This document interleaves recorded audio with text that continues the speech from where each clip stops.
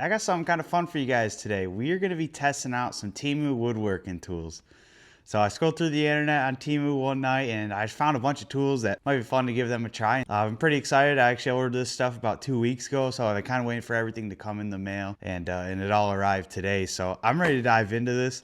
I got a whole assortment of tools here, and this one right here, we're going to actually torture test this and see what it's going to take to break this thing, which my guess is not very much, but stick around to find out. We're actually gonna dive into this box first because I need to plug the batteries in and get it charged up. Not even in a carrying case or nothing, just straight out of the box, a mess of parts.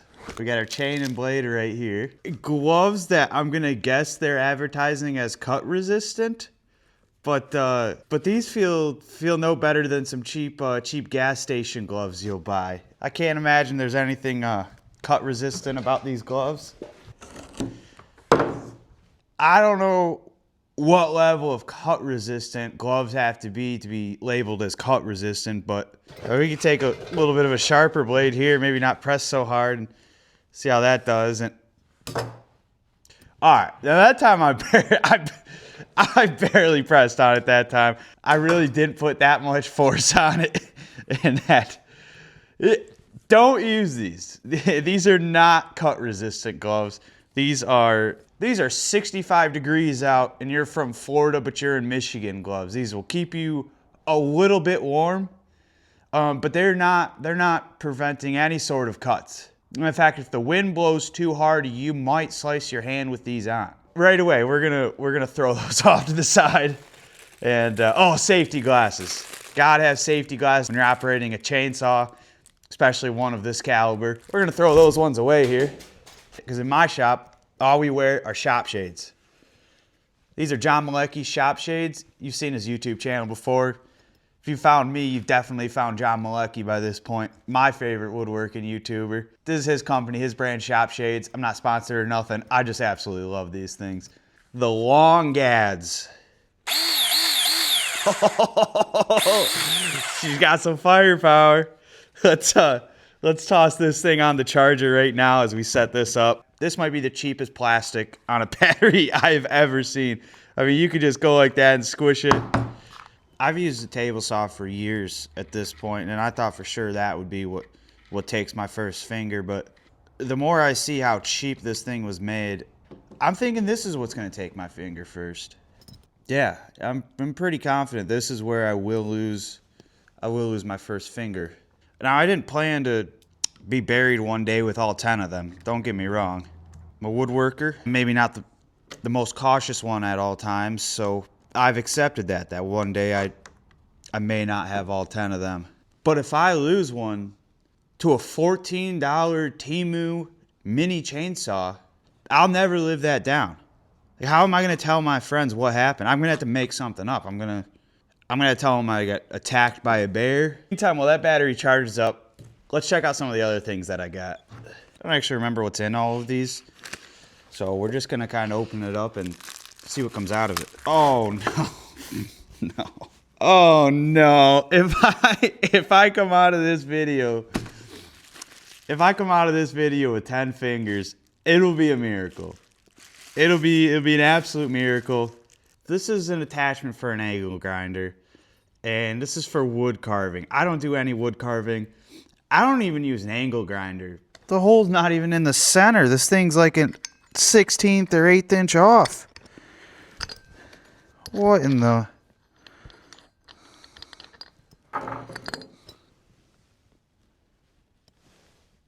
Oh my gosh, the hole in the center here is way more this way than it is that way, so it's not even in the center. Oh no. I think that's as close to center as I'm gonna get. All right, let's test it out.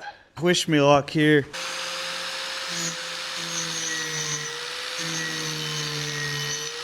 Surprisingly, that worked really well. I think I'm gonna try to round this thing off and give it like some bark lines on it. Kind of make it look like a tree almost.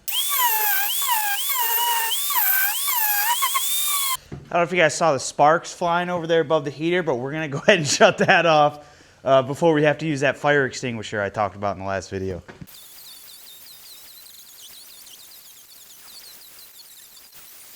Well, surprisingly that worked. I made a log out of wood. You can tell that's a pine tree by the way that it is. I guess I can't sit and hate too much. It did work. And it actually worked a lot better than I thought it was going to.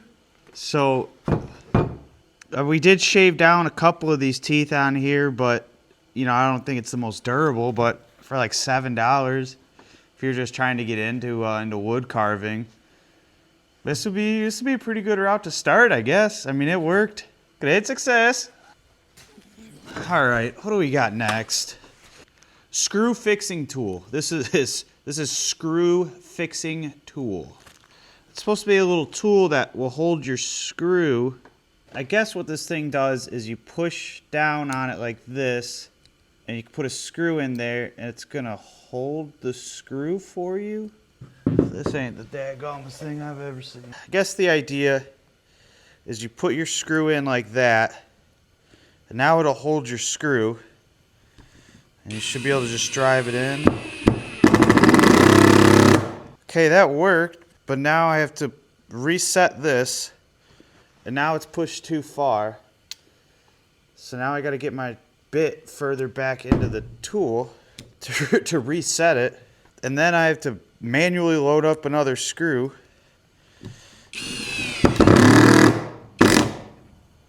And I already broke it.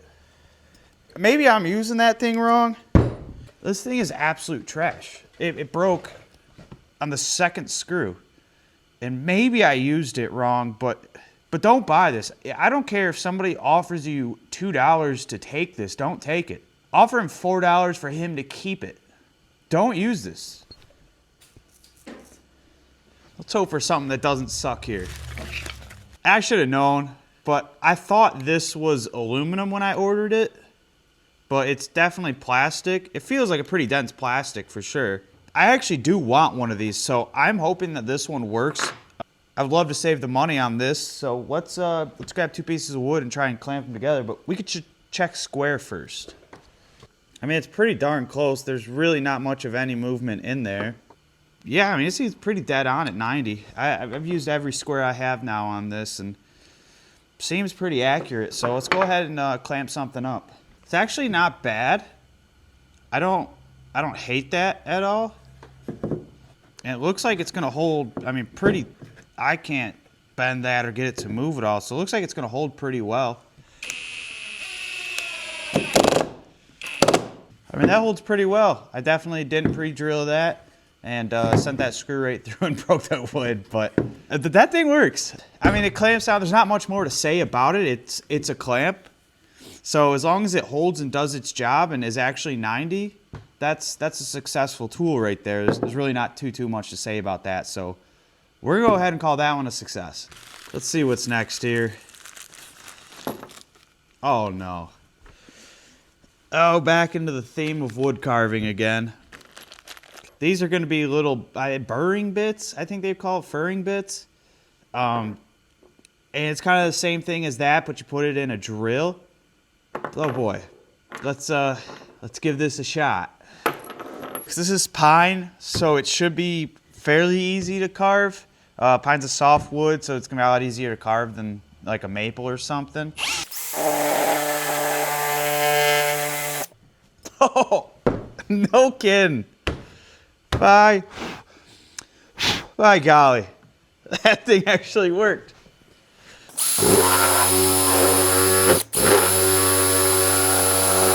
I'm not a wood carver, so I don't necessarily know, I guess, how to use those, or if there's certain things, like, you know, if you're drilling like an eyeball, this last little oval shaped one, I feel like that would have worked pretty well for that. I feel like these things do actually work decently. Like this rounded one right here, you know, that was drawing lines pretty good, like a lot better than I was doing them with the actually big blade. So that one actually seemed to work pretty well. But I feel like you need a little bit of an extension on these. I feel like it's too close to the tool where it's hard to actually make contact. I don't know if I should call this one a success or a failure. It didn't fail. I mean, it did carve. The straight one sucked and this one sucked, but very likely I'm just using them wrong. I I don't know. Let me know what you guys think in the comments on that one. I just don't. I'm gonna go ahead and say that one's not for me. All right, let's see what's next here. No kidding. Okay, so this one I'm pretty pumped about. That's actually way bigger than I thought it was. So this is a tool used to drill a square. Obviously, whenever we drill holes and stuff, we drill circles. We drill circles, right? This thing is supposed to drill a square into your material. This one's a 1/4 inch square. I'm really hoping this one works. I think it's awesome. And I know some of the ones online are actually like really expensive. So I got this one at a pretty cheap price. Obviously, it was off Temu.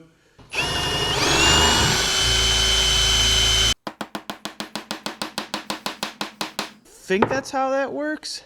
You drill it and then chisel it. I mean, that made a square cut in there, if you guys can see that. For some reason, I thought it would do it while it drills. All right, after watching some videos, I tried my drill press. I even shortened the shank on this thing so I could push a little bit harder. And all I've actually managed to do is scratch up my drill here. I can sort of do squares, if you can see those. I mean, I don't know. The best way I've had so far was when I just drilled the hole and then took this thing out after and just chiseled it down in. That seemed to work. And I watched some videos, that's how some people did it. Some people also just drilled it and it cut as they drilled down, just like with some pressure. It kind of works, but I'll be honest, I pretty much never using a square that's that small that I need. If I need a square to do like any sort of joinery, it's usually a lot bigger than that, and I'd rather just mark my square, drill some circle holes in it, even put a router in, plunge a router into it, and then just chisel out my corners. I don't know. It's a gimmick, I think. I don't see these in almost any woodworkers' tool shops, to be honest. Just thought it was funny, the idea of drilling a square hole, right? But I don't know, that thing's kind of gimmick. I wouldn't waste your money on it. I'm gonna go ahead and just say no on that thing. That's a fail. All right, and last of the regular tools here. Kind of been diving in the world of how to make the best circle, and this thing might just be perfect for that. It's made out of aluminum, which is nice. Unfortunately, they do not use Freedom units, and it's in millimeters.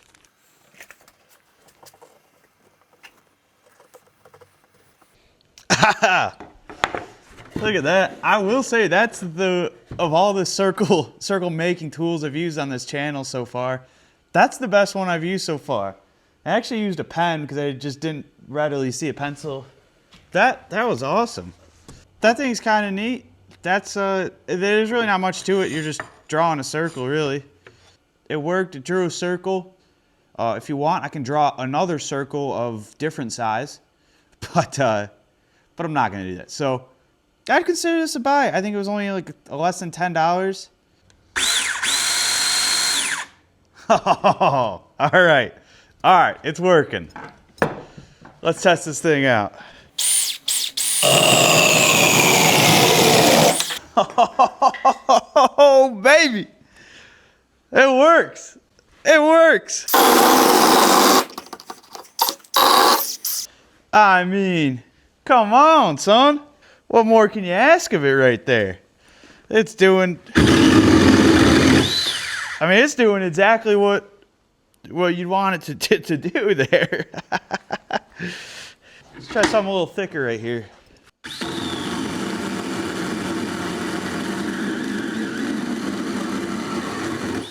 I mean, this thing smells like absolute burning plastic right now.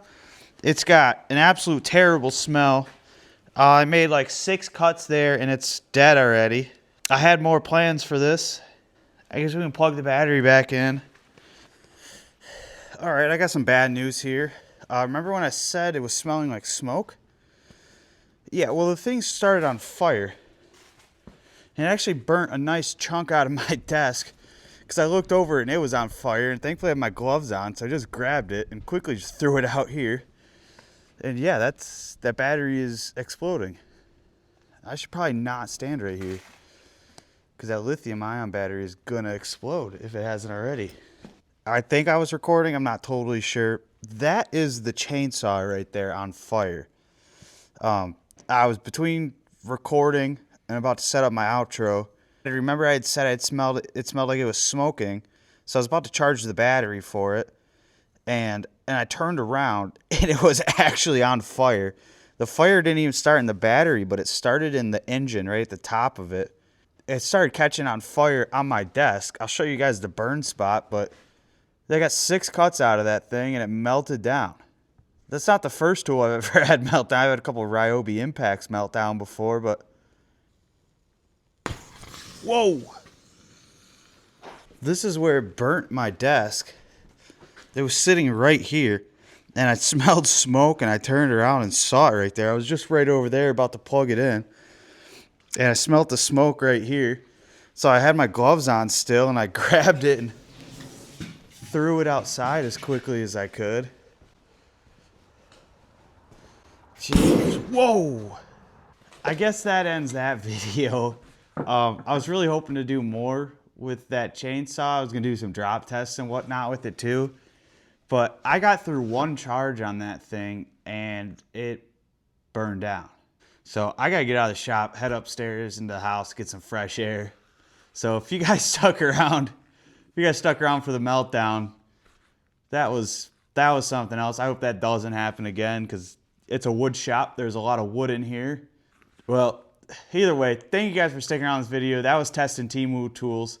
Don't buy Temu tools, I guess is...